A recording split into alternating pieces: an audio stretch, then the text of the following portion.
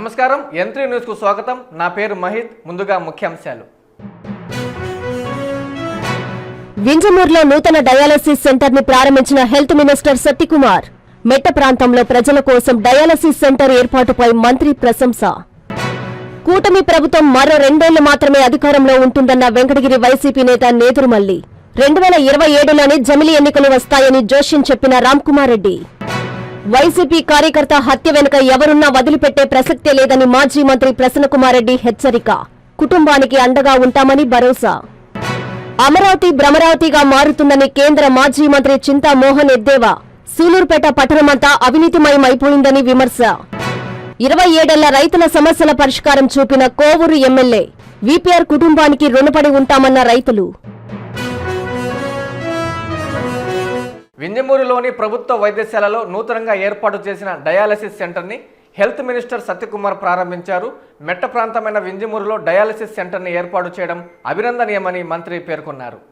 నెల్లూరు జిల్లా వింజమూరులోని ప్రభుత్వ వైద్యశాలలో డయాలసిస్ సెంటర్ ప్రారంభోత్సవ కార్యక్రమం అట్టహాసంగా జరిగింది. కార్యక్రమానికి ముఖ్య అతిథులుగా రాష్ట్ర వైద్య ఆరోగ్య శాఖ మంత్రి సత్యకుమార్ యాదవ్ ఇచ్చేశారు. ఎమ్మెల్యే కాకర్ల సురేష్ మంత్రికి అపూర్వ స్వాగతం పలికారు. డయాలసిస్ సెంటర్ ను 1,50,00,000తో నూతనంగా నిర్మించారు. వింజమూరులోని సామాజిక ఆరోగ్య కేంద్రంలో డయాలసిస్ సెంటర్ ను 5 పడకలతో ప్రారంభించారు. ప్రధానమంత్రి నేషనల్ డయాలసిస్ ప్రోగ్రాంలో భాగంగా 42 సెంటర్లను కేటాయించగా ముఖ్యమంత్రి చంద్రబాబు నాయుడు చొరవతో రాష్ట్రానికి 18 డయాలసిస్ సెంటర్లను 10 నెలల కాలంలో ఏర్పాటు చేశామని మంత్రి సత్యకుమార్ తెలిపారు. మెట్ట ప్రాంతమైన వింజమూరులో డయాలసిస్ సెంటర్ ని ఏర్పాటు చేయడం అభినందనీయమని పేర్కొన్నారు. నియోజకవర్గంలో డయాలసిస్ పేషెంట్లు 80 మంది ఉన్నారని, వారికి మెరుగైన వైద్యం కోసం ఏర్పాటు చేయడం జరిగిందని తెలిపారు. రాష్ట్ర బడ్జెట్లో 65 కోట్లు డయాలసిస్ విభాగానికి కేటాయించినట్లు మంత్రి తెలిపారు. కార్యక్రమంలో ప్రజా ప్రతినిధులు, అధికారులు, వైద్యులు, సిబ్బంది పాల్గొన్నారు. దాని కారణంగా రాష్ట్ర వ్యాప్తంగా 650 డయాలిసిస్ మెషన్లు ఉన్నాయి. లక్షల కొద్ది సెషన్లు కూడా జరుగుతున్నాయి. ఇక్కడ ప్రత్యేకంగా అభినందించాలని ఎమ్మెల్యే గారిని ఎందుకు అనుకుంటున్నానంటే, ఈ డయాలిసిస్ సెంటర్ రావడానికి తను ప్రయత్నం చేయడం మాత్రమే కాకుండా వెంటనే వీటికి ఎందుకంటే సెషన్లు ఎక్కువ చేయాలంటే కరెంటు నిరంతరాయంగా కరెంటు ఉండాలి. కాబట్టి కరెంటు పోతున్న నేపథ్యంలో జనరేటర్ కూడా తీసుకురావడం, అదేవిధంగా పేషెంట్లకు తీసుకురావడం మంచి విషయం. అదేవిధంగా పేషెంట్లు డయాలసిస్ చేస్తున్న సమయంలో వాళ్ళకి బోర్ కొట్టకుండా ఉండడం కోసం ఇక్కడ మాజీ జెడ్పీటీసీ నారాయణ రెడ్డి గారు ఒక టీవీని కూడా బహుకరించారు. అంటే సమాజంలో ఈ వైద్యము లేదా విద్య అనేది కేవలం ప్రభుత్వాల పని అని కాకుండా కాస్త సామాజిక బాధ్యత, సామాజిక స్పృహ కలిగిన వాళ్ళు ఉదాత్తతో కాస్త ముందుకు వచ్చి ఇటువంటి వెనుకబడిన ప్రాంతాల్లో ఇటువంటి సేవా కార్యక్రమాలు కూడా నిర్వహించాలని నేను ఈ సందర్భంగా కోరుకుంటున్నాను. ఇక్కడ ఈ సిఎస్సికి సంబంధించి 30 పడకల సిఎస్సికి మొత్తం 8 మంది డాక్టర్లు ఉండాల్సి వస్తే డెంటల్ సర్జన్తో సహా 7 మంది ఉన్నారు. ఒక జనరల్ మెడిసిన్ డాక్టర్ మాత్రమే లేరు. అది కూడా అతి త్వరలోనే ఆ డాక్టర్ నియామకం కూడా చేస్తాం. మొత్తం 20-30 మంది ఉండాల్సి వస్తే 3 వేకెన్సీస్ మాత్రం ఉన్నాయి. ఒక జనరల్ మెడిసిన్ డాక్టర్ లేకపోవడం, ఒక ఫార్మసిస్ట్ లేరు, ఒక ఫిజియోథెరపిస్ట్ లేరు. వారిని కూడా తొందరలోనే నియమించి ఈ సిఎస్సిని మరింత పటిష్టపరిచి ఈ ప్రాంతంలోని పేదలకి నాణ్యమైన వైద్య సేవలు అందిస్తారు. రఫీ హత్య వెనుక ఎవరున్నా వదిలే ప్రసక్తే లేదని మాజీ మంత్రి వైసీపీ పొలిటికల్ అడ్వైజరీ కమిటీ సభ్యులు నల్లపరెడ్డి ప్రసన్నకుమార్ రెడ్డి హెచ్చరించారు. బుచ్చి మండలం పోలినాయుడు చెరువు గ్రామంలో ఇటీవల హత్యకు గురైన వైసీపీ కార్యకర్త పెద్ద రఫీ కుటుంబాన్ని ఆయన పరామర్శించారు. ప్రసన్నను చూడగానే కుటుంబ సభ్యులు భావోద్వేగానికి లోనే కంటతడి పెట్టారు. బుచ్చి మండలం పోలినాయుడు చెరువు గ్రామంలో ఇటీవల హత్యకు గురైన వైసీపీ కార్యకర్త పెద్ద రఫీ కుటుంబాన్ని మాజీ మంత్రి వైసీపీ పొలిటికల్ అడ్వైజరీ కమిటీ సభ్యులు నల్లపరెడ్డి ప్రసన్నకుమార్ రెడ్డి శనివారం పరామర్శించారు. ప్రసన్నను చూడగానే కుటుంబ సభ్యులు భావోద్వేగానికి లోనై కంటతడి పెట్టారు. ఈ సందర్భంగా రఫీ కుటుంబ సభ్యులతో జరిగిన ఉదంతంపై ఆరా తీశారు. కుటుంబానికి అండగా ఉంటామని భరోసా ఇచ్చారు. ధైర్యంగా ఉండాలని వారి పిల్లలను ఓదార్చారు. తమ కుటుంబానికి ఇప్పటికీ ప్రాణహాని ఉందని ప్రసన్నకు తెలపగా వారికి రక్షణ కల్పిస్తామని చెప్పారు. ఈ సందర్భంగా డీఎస్పీతో నల్లపరెడ్డి ఫోన్లో మాట్లాడారు. ఆయన వెంట టౌన్, రూరల్ మండల కన్వీనర్లు షాహుల్, సతీష్ రెడ్డి, భరత్, అల్లాబక్షు, మధుసూదన్ రెడ్డి, రసూల్, పలువురు నాయకులు ఉన్నారు.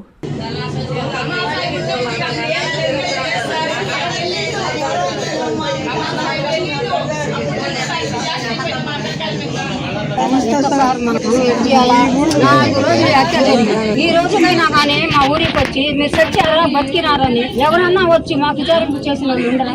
మనిషి ప్రాణమే పోయా.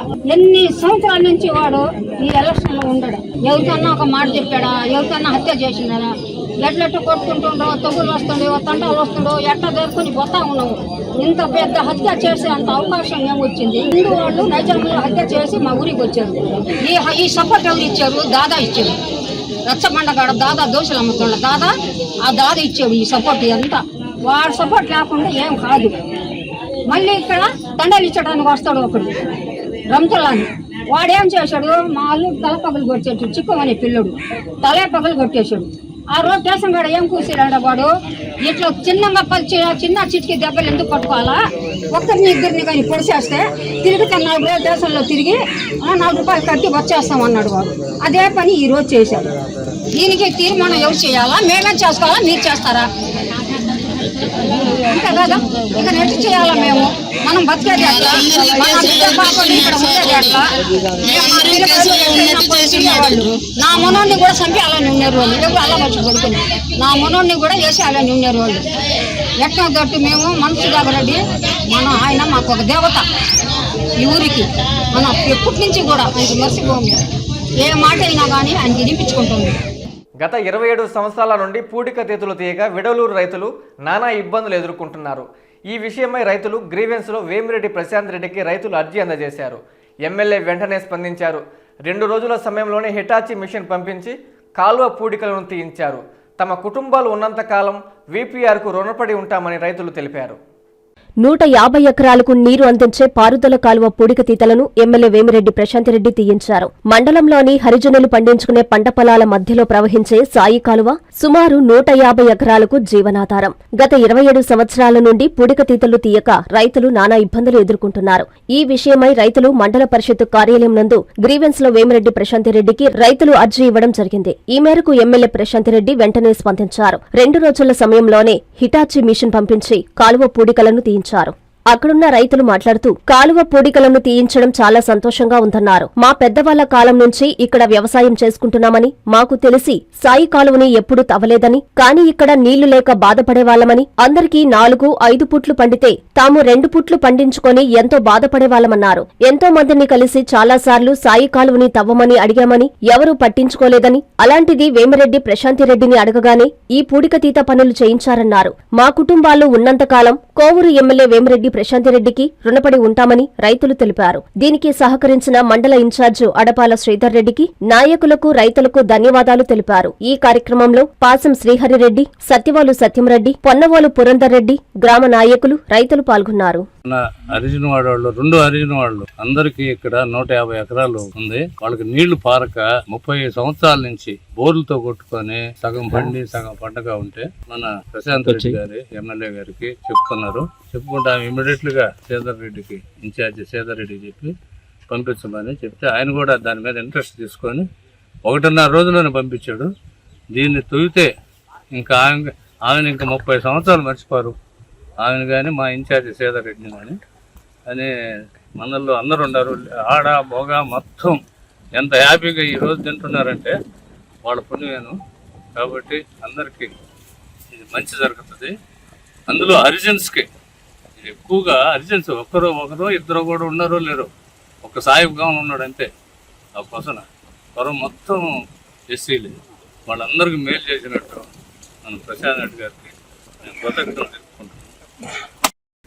సాధారణంగా ఎమ్మెల్యేలు కానీ ఎంపీలు కానీ ప్రభుత్వం నుంచి నిధులు తీసుకొని వచ్చి గ్రామాల్లో అభివృద్ధి కార్యక్రమాలు, సంక్షేమ కార్యక్రమాలు చేయటం రాష్ట్రం అంతా పరిపాటి. అది మామూలు సర్వసాధారణమైన విషయం. 175 నియోజకవర్గాల్లో కూడా అదే జరిగేది. ప్రభుత్వం ఇచ్చే నిధులు కాలువలు తవ్వాలంటే నీరు చెట్టునో లేకుంటే ఓఎన్ఎంఓ ఇటువంటి నిధుల నుంచి ప్రభుత్వం గ్రాంట్ శాంక్షన్ చేస్తే కాంట్రాక్టర్లు చెప్పి కాలువలు తవ్వించి రైతులు నీళ్లు పారించేదంతా రాష్ట్ర వ్యాప్తంగా సర్వసాధారణ జరిగే విషయమే ఇది. కానీ 175 నియోజకవర్గాల్లో ఒక కోవూరు నియోజకవర్గానికి ఒక ప్రత్యేకత ఉంది. ఎమ్మెల్యే వేమిరెడ్డి ప్రశాంతిరెడ్డి గారు, వేమిరెడ్డి ప్రభాకర్ రెడ్డి గారు ఎంపీగా, ఎమ్మెల్యేగా ప్రశాంతిరెడ్డి గారు ఎన్నికైన తర్వాత ప్రభుత్వం నుంచి వచ్చే నిధుల్ని ఉపయోగిస్తా కూడా దానికి పాను కావాల్సినటువంటి ఆగిపోయిన పనుల్ని వాళ్ళ సొంత నిధులతో విపిఆర్ ఫౌండేషన్ ద్వారా సొంత నిధులతో కాలువలు తవ్వించటము, డ్రైన్స్ చేయించటము, ఇంకా ఇతరత్ర ఎన్నో సేవా కార్యక్రమాలు చేస్తా ఈ నియోజకవర్గాన్ని రాష్ట్రంలోనే ఒక అగ్రగామి నియోజకవర్గంగా తీర్చిదిద్దటంలో ఎమ్మెల్యే ఎంపీ గారు ప్రజలకు అండగా ఉంటూ సహాయ సహకారాలు అందిస్తున్నారనేది ఈ విషయం ద్వారానే రుజువైంది. దాదాపు ఇప్పుడు మనం నిలబడుతూ ఉండేటటువంటి కాలువ నేను చిన్నప్పుడు ఎప్పుడో 5వ తరగతి 6వ తరగతి చదివేటప్పుడు ఆ రోజుల్లో తవ్వారంట. అంటే దాదాపు 27 సంవత్సరాల క్రితం. తర్వాత ఇప్పటికీ ఈ కాలువ పూడిక తీసేదానికి ఎన్ని ప్రభుత్వాలు వచ్చినా నోచుకోవాలా. వీళ్ళు ఈ హరిజనవాడకి సంబంధించిన వాళ్ళు ఇటీవల మా దృష్టికి తీసుకొని వస్తే ఎమ్మెల్యే గారు గ్రీవెన్స్కి విడవలూరు మండల ఎంపీడీఓ ఆఫీస్కి వచ్చినప్పుడు ఎమ్మెల్యే గారికి ఆ దృష్టి వీళ్ళు తీసుకోవచ్చినప్పుడు ఎమ్మెల్యే గారు స్పందించి నేను చూస్తానని అక్కడే వీళ్ళకి మాటిచ్చారు. మాటిచ్చి ఎమ్మెల్యే గారు నెల్లూరులో ఇంటికి పోయారో లేదో కానీ శ్రీధర్ అన్న ఎమ్మెల్యే గారి కారులోనే ఉన్నారు. 2 రోజుల్లో మీకు బండి 200 వస్తుంది వాళ్ళకి చెప్పమని ఎమ్మెల్యే గారు చెప్పమన్నారని శ్రీధర్ అన్న మేము చెప్తే వీళ్ళందరికీ కూడా ఒక 2 రోజుల్లో పెడతామన్నా ఎమ్మెల్యే గారి ఆఫీస్ నుంచి శ్రీధర్ అన్న చెప్పాడు అని చెప్పాం. చెప్పిన మాట ప్రకారం 2 రోజుల్లో హిటాచి తీసుకువచ్చి ఈ కాలువ పనులు చేయిస్తున్నాం. నిజంగా ఇది ఎమ్మెల్యే గారు ఎంపీ గారు ఈ నియోజకవర్గానికి ప్రాతినిధ్యం వహించటము కోవూరు నియోజకవర్గ ప్రజలు చేసుకున్నటువంటి అదృష్టం ఇది. ఇటువంటి ఎమ్మెల్యేలు 175 నియోజకవర్గాలు ఎక్కడ కూడా దొరకరు. సొంత నిధులతో పెట్టాల్సిన అవసరం ఎమ్మెల్యేలకు ఏముంటది? కానీ మా మేడం ఆ విధంగా కాదు. ప్రజా సమస్యలు ఆమె దృష్టికి వస్తే ప్రభుత్వం నుంచి వచ్చే నిధులకు పోని ఇంకా మిగిలిండే పనులు ఏమన్నా ఉంటే సొంత నిధులు పెట్టైనా ప్రజా సమస్యలు నేను తీరుస్తాను అనేది ఆమె లక్ష్యం. నిజంగా మేము కూడా అదృష్టమే. మేము నాయకులుగా గ్రామాల్లో ఉన్నప్పుడు కానీ ఎన్నోసార్లు ఎంతో మందిని అడిగాము కూడా, మాకు సాయకాలం దవ్వండి అని ఎంతో మంది రెడ్ల దగ్గరికి వెళ్ళాము, అడిగాము. కానీ మమ్మల్ని ఎవరు పట్టించుకోలేదు. కానీ ఇప్పుడు ఈ ప్రభుత్వంలో మేము ఈ ప్రభుత్వ రాజకీయ నాయకుల దగ్గరికి వెళ్ళి సార్ మాకు ఇలా కాలువ దవ్వండి, మాకు 2వ కారు ఇచ్చున్నారు, నీళ్లు లేవని ఎంతో అడిగిన తర్వాత అడగంగానే వాళ్ళు కూడా దానికి ప్రత్యుత్తరం ఇచ్చి మేడం దగ్గరికి వెళ్ళండి, ఒక దగ్గర మేడం రేపు మీటింగ్కి వస్తుంది, అందరూ కలవండి మేడం అడగండి అని చెప్పారు. మేమందరం వెళ్ళి మేడం దగ్గర అడిగాము. మేడం మేము అడగంగానే మేడం స్పందించి వెంటనే తల్లి ఎవరితో మాట్లాడాలో వాళ్ళందరితో మాట్లాడి తొందరగా శ్రీధర్ రెడ్డి గారిని పిలిచి అతనితో మాట్లాడి వాళ్ళకి అందరు హర్జన్లు వాళ్ళకి తొందరగా వాళ్ళు పని చేయండి, వాళ్ళు పొలాలు వేసుకోవాలా అని చెప్పంగానే శ్రీధర్ రెడ్డి గారు కూడా వచ్చి ఎంతో మాకు ముందుకు వచ్చి 1.5 రోజులో మాకు బండి పెట్టి మాకు పని ఎంతో చేపిస్తున్నారు. మేడం గారు రుణము మా కుటుంబాలు ఉన్నంతకాలం మేడం గారిని అనుకుంటానే ఉంటారు. ఆమె చేసిన మేలైతే మేమైతే మర్చిపోలేము.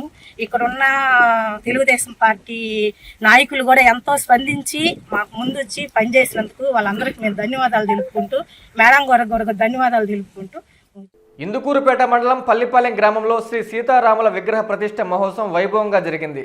స్వామి అమ్మవార్లకు ప్రత్యేక పూజలు నిర్వహించారు. భక్తులు గ్రామస్తులు పాల్గొని సీతారాముల వారిని దర్శించి తీర్థ ప్రసాదాలు సేకరించారు.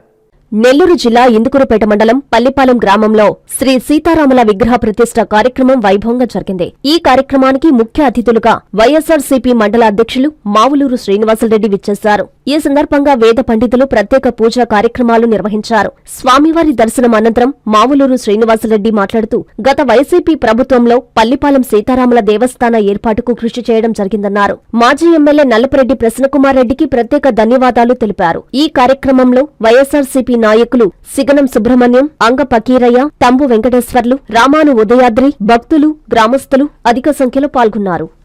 ముందుగా మీడియా మిత్రులకందరికీ నమస్కారం. గత ప్రభుత్వంలో 7 టెంపుల్స్ శాంక్షన్ చేశాము టీటీయూ ద్వారా. అందులో గంగపట్నం పల్లిపాలెం, గంగపట్నం హరిజనవాడ, ఇటుముసలి, అట్లా కుర్తిపాలెం, ఉన్నూరు అంకమ్మ సత్రం అన్ని శాంక్షన్ చేశాం. కొన్ని కంప్లీట్ అయింది.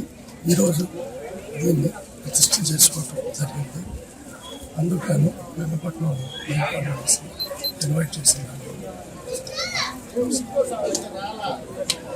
శ్రీరామ్ గంగపట్నం పల్లిపాలెం ఇక్కడ తీర ప్రాంతంలో ఉన్న చాలా పల్లెటూర్లు ఉన్నాయి. సముద్ర తీరంలో అన్ని ఊర్లో రామ మందిరాలన్నీ ఉన్నాయి. ఒక గంగపట్నం పల్లిపాలెం లేదు కాబట్టి దీనికోసం మేము ఎంతో కృషి చేశాము. ఆ రోజు ప్రసన్న కుమార్ రెడ్డికి చెప్పాము. టీటీడీ తరఫు నుంచి ఈ ల్యాండ్ పర్మిషన్ కోసం కొన్ని ఇబ్బందులు ఉంటే దాన్ని కూడా సేనని చెప్పి దాన్ని పరిష్కారం చేసి శంకుస్థాపన చేయించాం సేనన్న ఆధ్వర్యంలో. ఈరోజు గుడి పూర్తి అయిపోయింది. ఈరోజు ప్రతిష్ఠ కూడా జరుగుతుంది. అందుకని శ్రీనివాసరెడ్డి గారిని ఆహ్వానించారు. జై శ్రీరామ్. శుభదినం. ఇక్కడ శ్రీరామ మందిరం ఏర్పాటు చేసినందుకు మన మావులూరు శ్రీనివాసరెడ్డి గారికి, అట్లాగే గత ప్రభుత్వంలో మన ఎమ్మెల్యే ప్రసన్న కుమార్ రెడ్డి గారికి ధన్యవాదాలు తెలుపుతూ శాంక్షన్ చేయించిన దానికి టీడీపీ తరఫున చాలా సంతోషం. అట్లాగే ఈరోజు కావలి మండలం సిరిపురం చలంచలలో ఎంపీడీఓ శ్రీదేవి తడి పొడి చెత్తపై డోర్ టు డోర్ ప్రచారం చేశారు. స్వచ్ఛ గ్రామాలే లక్ష్యంగా రాష్ట్ర ప్రభుత్వం కృషి చేస్తుందని ఆమె తెలిపారు. గ్రామాల్లో ప్రజలకు ఐడీఆర్ఎస్ నుంచి ఫోన్ కాల్స్ వస్తాయని, చెత్త సేకరిస్తే 1 నొక్కాలని, చెత్త తీసుకెళ్లకుంటే 2 నొక్కాలని సూచించారు.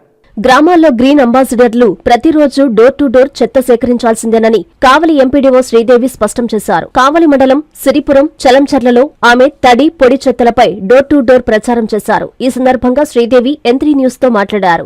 స్వచ్ఛ గ్రామాలే లక్ష్యంగా రాష్ట్ర ప్రభుత్వం కృషి చేస్తుందన్నారు. అందులో భాగంగా తడి పొడి చెత్తను ఇంటి నుంచే వేర్వేరుగా సేకరించాలని, ఈ చెత్త నుంచి సంపద తయారీ చేయాలనే లక్ష్యంతో ముందుకు వెళ్తున్నట్లు చెప్పారు. కావలి మండలంలో చెత్త సేకరణలో ముందుగా 5 పంచాయతీలను ఎంపిక చేసినట్లు తెలిపారు. ఈ గ్రామాల్లో ముందుగా కసరత్తు చేస్తున్నట్లు ఆమె చెప్పారు. గ్రామాల్లో ప్రజలకు ఐడీఆర్ఎస్ నుంచి ఫోన్ కాల్స్ వస్తాయని, చెత్త సేకరిస్తే 1 నొక్కాలని, చెత్త తీసుకెళ్లకుంటే 2 నొక్కాలని సూచించారు. ఆమె వెంట ఈవోపీఆర్డీ సమద్, సచివాలయం సిబ్బంది, నాయకులు ఉన్నారు. అందరికీ నమస్కారం. ఇప్పుడు నేను కావలి రూరల్ మండలం సిరిపుర గ్రామ పంచాయతీలో ఉన్నాను. నేను ఇక్కడ ప్రజల్లో తడి చెత్త పొడి చెత్త గురించి అవగాహన కల్పించడానికి ఈరోజు దాదాపుగా 25 ఇళ్లను తిరిగి చెప్పడం జరిగింది. అలాగే ప్రతిరోజు కూడా ఇక్కడున్న గ్రీన్ అంబాసిడర్ 2+1 అంటే 2 గ్రీన్ అంబాసిడర్లు, 1 గ్రీన్ గార్డ్, వీళ్ళు ముగ్గురు కూడా ప్రతిరోజు ప్రతి ఇంటికి వెళ్ళేసి ఇంటింటికి వెళ్ళేసి తడి చెత్త పొడి చెత్తను వేరువేరుగా ఇవ్వమని చెప్పడం జరుగుతుంది. అదేవిధంగా వాళ్ళకి అక్కడ ఉన్నటువంటి హౌస్ హోల్డ్స్ వాళ్ళకి కూడా అవగాహన కల్పించడం జరిగింది. ఈరోజు మేము కూడా వెళ్ళేసి వాళ్ళందరికీ చెత్తను విడివిడిగా ఇవ్వాలని చెప్పడం జరిగింది. అదేవిధంగా ఐవీఆర్ఎస్ కాల్స్ వచ్చినప్పుడు మీకు చెత్తను ఇంటి నుంచి తీసుకెళ్ళడానికి గ్రీన్ అంబాసిడర్ ప్రతిరోజు వస్తే 1 నొక్కవలసిందిగా, మరియు వారు తీసుకెళ్లిన పక్షంలో 2 నొక్కి ఆ సమాచారం అందజేయవలసిందిగా వాళ్ళకి మేము అవగాహన కల్పించడం జరిగింది. ఈరోజు ఇక్కడ పంచాయతీ కార్యదర్శి కానీ, లోకల్ నాయకులు మరియు ఇక్కడ గ్రీన్ అంబాసిడర్, గ్రీన్ గార్డ్స్ అందరూ వచ్చి ఉన్నారు. వారి సమక్షంలో ఇంటింటికి తిరిగి మేము అవగాహన కల్పించాము. కూటమి ప్రభుత్వం మరో 2 ఏళ్లు మాత్రమే అధికారంలో ఉంటుందని, 2027లో జమిలీ ఎన్నికలు వస్తాయని, వైసీపీ సింగిల్ లార్జెస్ట్ పార్టీగా అవతరించబోతుందని ఇది పక్కా అని వెంకటగిరి వైసీపీ నియోజకవర్గ ఇన్ఛార్జ్ నేదురుమల్లి రామ్కుమార్ రెడ్డి ధీమా వ్యక్తం చేశారు. నెల్లూరు జిల్లా వైఎస్ఆర్ కాంగ్రెస్ పార్టీ కార్యాలయంలో ఆయన మీడియాతో మాట్లాడారు. కూటమి ప్రభుత్వం పాలన అరాచకం పరాకాష్ఠకు చేరిందని వెంకటగిరి వైసీపీ నియోజకవర్గ ఇన్ఛార్జ్ నేదురుమల్లి రామ్కుమార్ రెడ్డి విమర్శించారు. నో స్కీమ్స్, ఓన్లీ స్కామ్స్, సంపద సృష్టి పేరుతో స్కామ్లు చేస్తున్నారని ఆయన ఆరోపించారు. నెల్లూరు జిల్లా వైఎస్ఆర్ కాంగ్రెస్ పార్టీ కార్యాలయంలో రామ్కుమార్ రెడ్డి మీడియా సమావేశం నిర్వహించి మాట్లాడారు. కూటమి ప్రభుత్వం మరో 2 ఏళ్లు మాత్రమే అధికారంలో ఉంటుందని, 2027లో జమిలీ ఎన్నికలు వస్తాయని, వైసీపీ సింగిల్ లార్జెస్ట్ పార్టీగా అవతరించబోతుందని ఇది పక్కా అని ఆయన ధీమా వ్యక్తం చేశారు. నా విజన్ 2047, ఇంకో 22 సంవత్సరాలు. ఈ కూటమి ప్రభుత్వం ఉండబోయేది ఇంకో 2 సంవత్సరాలు అనుకోండి. జమిలీ ఎలక్షన్స్ 2027లో వస్తున్నాయి. వైఎస్ఆర్ కాంగ్రెస్ పార్టీ సింగిల్ పార్టీగానే గెలుస్తుంది, ప్రభుత్వం ఏర్పడుతుంది, జగన్మోహన్ రెడ్డి గారు మళ్ళీ ముఖ్యమంత్రి అవుతారు. ఆన్ రికార్డ్ చెప్పదలుచుకున్నా, అందుకని చెప్తుండా. కానీ వీలైనంత త్వరగా రాష్ట్రాన్ని దోచేయాలని ఈ కొత్త ఆలోచనలు, అంటే ఎవరికి తెలియదు, మేమొక్కరమే తెలివైన వాళ్ళం, మేము చేసి చూపిస్తాం అన్న ధైర్యం, ఒక లాజిక్ కూడా లేదు. పథకాలు ఇవ్వను అని చెప్తే అది ఒక గొప్పతనం అనుకుంటారు. పార్టీ ప్రభుత్వంలోకి రావాలి, ఎన్ని అబద్ధాలు అని చెప్పి ఎలక్షన్ ముందర వరాలు గుప్పించారు. నా మిత్రుడు జాఫర్ అడిగాడు లోకేష్ గారిని, మీరు ఇన్ని హామీలు ఇస్తా ఉంటారు, దానికి డబ్బులు సరిపోతాయా అంటే, మేము లెక్కలన్నీ వేసుకున్నాం, అన్నీ చూసాం, మాకు ఎలా చేయాలో తెలుసు. రేపు మా ప్రభుత్వం వచ్చిన తర్వాత ప్రతి ఒక్క హామీ, 108 హామీలు ఎన్నో చెప్పాడు, అన్నీ నెరవేరుస్తాం. ఒకవేళ చేయకపోతే ఇదిగో ఈ కాలర్ పట్టుకోండి అన్నాడు. ఆయన చెప్పిన మాటలే. అసెంబ్లీలో ఆయన మా మంత్రి గారు కూడా, అంటే నేను ఎడ్యుకేషన్ ఫీల్డ్లో ఉన్నాను కాబట్టి లోకేష్ గారు మా మంత్రి అంట. అసెంబ్లీ సాక్షిగా ఎందుకంటున్నానంటే రికార్డ్స్లో కూడా ఎంటర్ అయి ఉంటుంది. గత ప్రభుత్వం బకాయిలు తీర్చడానికి, అంటే 14-19లో తెలుగుదేశం పెట్టిన బకాయిలు తీర్చడానికి 16 నెలలు పట్టింది అన్నాడు. నేను ఆన్ రికార్డ్ చెప్తుండా. 19 జూన్లో ప్రభుత్వం ఏర్పడ్డ తర్వాత మార్చి 30వ తేదీ 2020 4,300 కోట్లు పాత బకాయిలు కొత్తది కలిపి 4,300 రూపాయలు ఫీ రీంబర్స్మెంట్ కింద రిలీజ్ చేయడం జరిగింది. ప్రభుత్వం ఎంత ఇచ్చింది? సంక్రాంతి ముందర స్వయాన సీఎం గారే అనౌన్స్ చేశారు, మొదటి క్వార్టర్ ఇస్తున్నాము సంక్రాంతి కానుకగా. ఇదేంటండి సంక్రాంతి కానుక? పిల్లలకి చదువు చెప్పించి గవర్నమెంట్ మాకు రీఎంబర్స్మెంట్ ఇస్తాను అని చెప్పినప్పుడు అది మాకు సంక్రాంతి కానుకెట్ అవుద్ది, మేము గమనం ఉండాలి. లేదంటే ఏదో రేట్ చేస్తాము, ఈ తనకి ఆ తనకి. నాకు కూడా ఇంజనీరింగ్ కాలేజ్ ఉంది, మీరు కూడా చూడండి ఏ తనిఖీలు అవుతాయో. పద్ధతిగా ఉన్నప్పుడు నేను భయపడాల్సిన అవసరం లేదు. ఫైనల్గా ఫిబ్రవరి 13వ తేదీకి ఆ ఫస్ట్ క్వార్టర్ డబ్బులు ఇవ్వడం జరిగింది. అంటే నెల రోజులు పట్టింది, ఒక రోజులో 2 రోజుల్లో కాదు, నెల రోజులు పట్టింది మొదటి క్వార్టర్ డబ్బులు రిలీజ్ చేయడానికి. అంటే ఒక 800 కోట్లు. రెండో క్వార్టర్ ఎప్పుడు మొదలైంది? 25 మార్చిన మొదలైంది. ఇస్తున్నాం అని చెప్పేసి 25వ తేదీ మార్చి 25న రెండో క్వార్టర్, దానిలో సగం వచ్చింది. ఈరోజు మే 3, మిగతా సగం ఇంకా రాలా. ప్రభుత్వ పనితీరు, మా మంత్రి గారు మంచి పొజిషన్లో ఉండారు, ముఖ్యమంత్రి గారి కొడుకుగా ఉండారు, అన్ని శాఖల మీద సమీక్షలు కానీ ఎక్కడికైనా ముందుకు పోతున్నారు. నిన్న ప్రైమ్ మినిస్టర్ వచ్చినప్పుడు కూడా మరి ఎడ్యుకేషన్ మంత్రి పైన ఎందుకు కూర్చున్నాడు నాకైతే అర్థం కాలేదు. అది వాళ్ళ పార్టీ వ్యవహారం, లేకపోతే కూటమి మిత్రులు ఇబ్బంది పెట్టినంత వరకు కూర్చోవచ్చేమో. గాడిలో పెట్టండి, పాలనను గాడిలో పెట్టండి. ఏమన్నా అడిగితే బెదిరింపులు. ఆత్మకూరులో ముస్లిం సోదరులు భారీ నిరసన ర్యాలీ చేపట్టారు. కేంద్ర ప్రభుత్వం తీసుకొచ్చిన వక్ఫ్ బోర్డు చట్టాన్ని వెంటనే రద్దు చేయాలని డిమాండ్ చేశారు. ఆర్డీఓ కార్యాలయం ఎదుట బైఠాయించి కేంద్ర ప్రభుత్వానికి వ్యతిరేకంగా పెద్ద ఎత్తున నినాదాలు చేశారు. ఆత్మకూరు పట్టణంలో కేంద్ర ప్రభుత్వం తీసుకొచ్చిన వక్ఫ్ చట్టానికి వ్యతిరేకంగా ముస్లింలు నల్ల జెండాలతో భారీ నిరసన ర్యాలీ చేపట్టారు. ఈ కార్యక్రమానికి వైసీపీ, వామపక్ష పార్టీలు, కాంగ్రెస్ పార్టీ తదితర స్వచ్ఛంద సేవా సంస్థలు మద్దతు పలికాయి. ఈ నిరసన ర్యాలీ పట్టణంలోని పీర్ల చావిడి వద్ద నుండి బయలుదేరి బీఎస్ఆర్ సెంటర్ మీదుగా ఆర్డీఓ కార్యాలయం వరకు సాగింది. కార్యాలయం వద్ద బైఠాయించి కేంద్ర ప్రభుత్వానికి వ్యతిరేకంగా నినాదాలు చేశారు. ఆత్మకూరు ఆర్డీఓ పావని అందుబాటులో లేకపోవడంతో పరిపాలనా అధికారి నిరంజన్ కు వినతిపత్రం అందజేశారు. ఈ సందర్భంగా ఆవాజ్ కమిటీ రాష్ట్ర సహాయ కమిటీ సభ్యులు పటాని యస్తాని మాట్లాడుతూ కేంద్ర ప్రభుత్వం వక్ఫ్ చట్టాన్ని ఏదైతే తీసుకొచ్చిందో అది పూర్తిగా రాజ్యాంగ వ్యతిరేకమన్నారు. రాజ్యాంగంలో ఉన్న మత స్వేచ్ఛా హక్కులను కాలరాస్తూ కేంద్ర ప్రభుత్వం ఈ చట్టాన్ని తీసుకురావడం దుర్మార్గమని అన్నారు. అయితే కేంద్ర ప్రభుత్వం తీసుకొచ్చిన చట్ట సవరణకు రాష్ట్ర ప్రభుత్వం మద్దతు పలకడం ముస్లింల మనోభావాలను దెబ్బతీసిందని తెలిపారు. ఈ కార్యక్రమంలో వైసీపీ జిల్లా ఉపాధ్యక్షులు చిల్లకూరు ఆదిశేషయ్య, వైసీపీ ఎస్సీసీఎల్ రాష్ట్ర కార్యవర్గ సభ్యులు కొండా వెంకటేశ్వర్లు, వైసీపీ పట్టణ అధ్యక్షులు నాగులపాటి ప్రతాప్ రెడ్డి, సిపిఎం పార్టీ సభ్యులు లక్ష్మీపతి, సంతాని భారీగా ముస్లింలు పాల్గొన్నారు. మిత్రులారా, ఈ రోజు కేంద్ర ప్రభుత్వం వక్ఫ్ చట్ట సవరణ చేసి ముస్లిం సమాజం మీద దాడిని మొదలుపెట్టింది. మన తాత ముత్తాతలు, ప్రభువులు, రాజులు మనకెంతో వేల ఎకరాలు దానం చేశారు.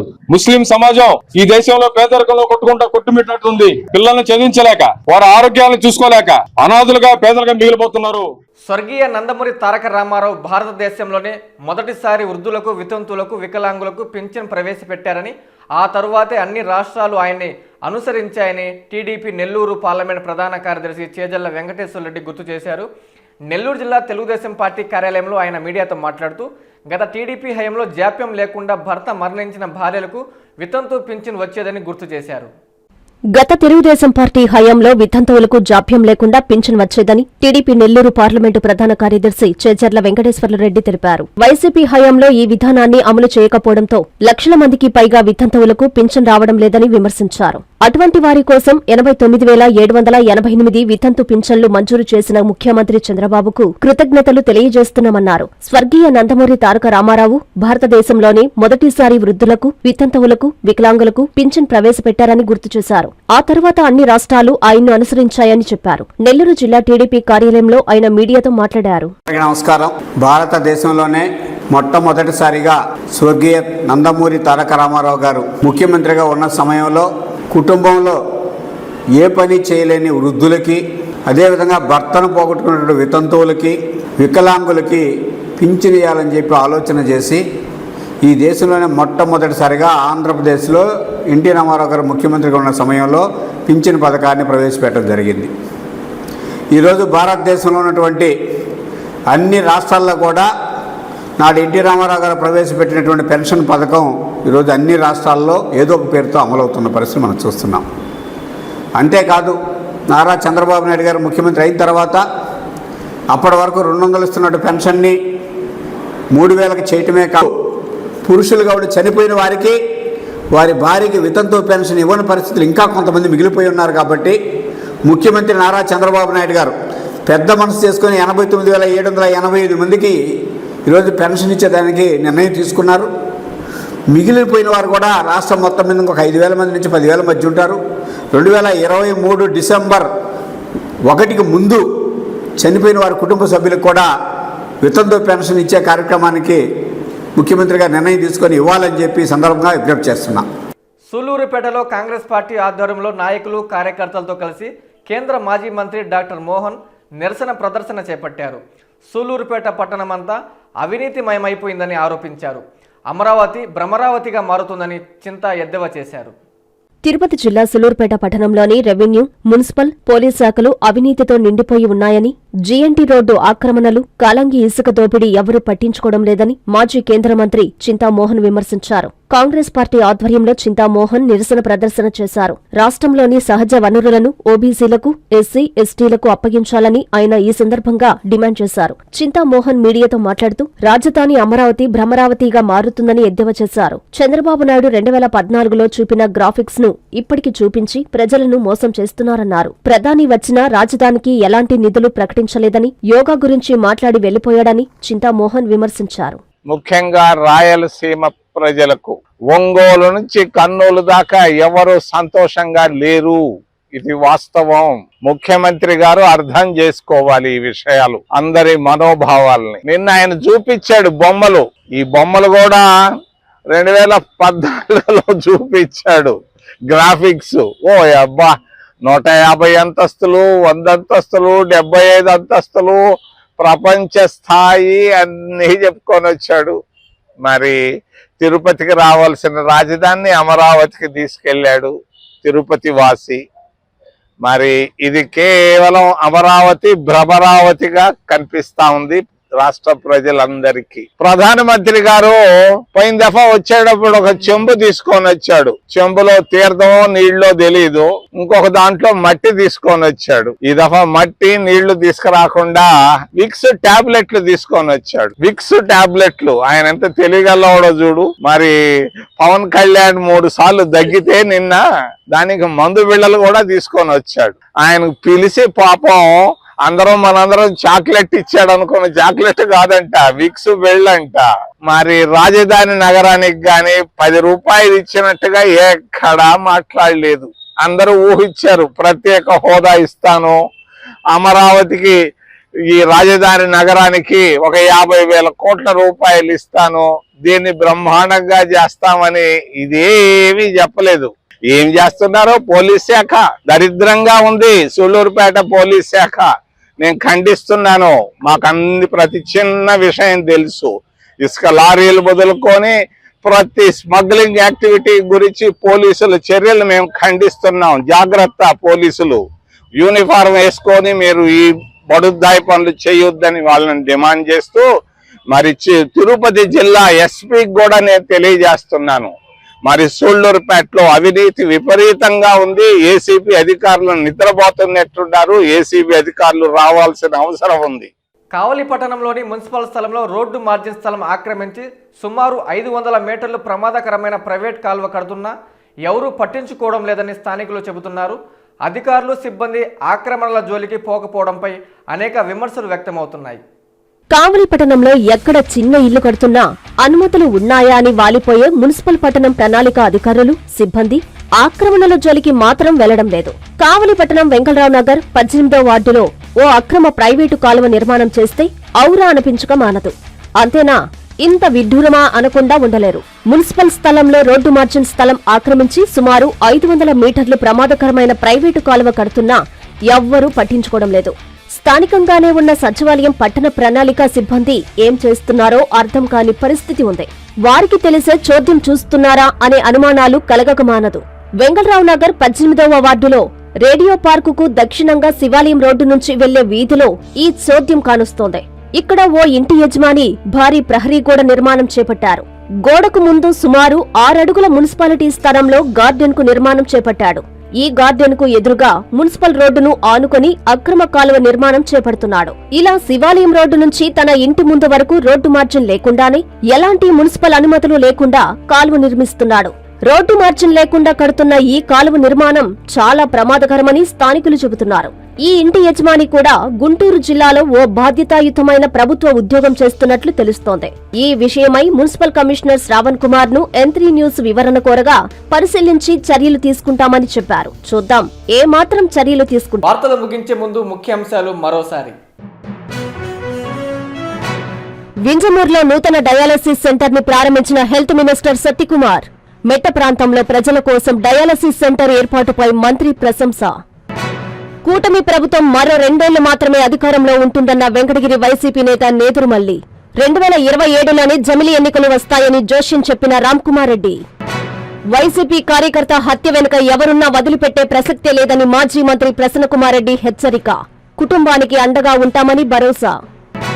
అమరావతి భ్రమరావతిగా మారుతుందని కేంద్ర మాజీ మంత్రి చింతా మోహన్ ఎద్దేవా. సూలూరుపేట పట్టణమంతా అవినీతిమయమైపోయిందని విమర్శ. 27 ఏళ్ల రైతుల సమస్యల పరిష్కారం చూపిన కోవూరు ఎమ్మెల్యే. వీపీఆర్ కుటుంబానికి రుణపడి ఉంటామన్న రైతులు.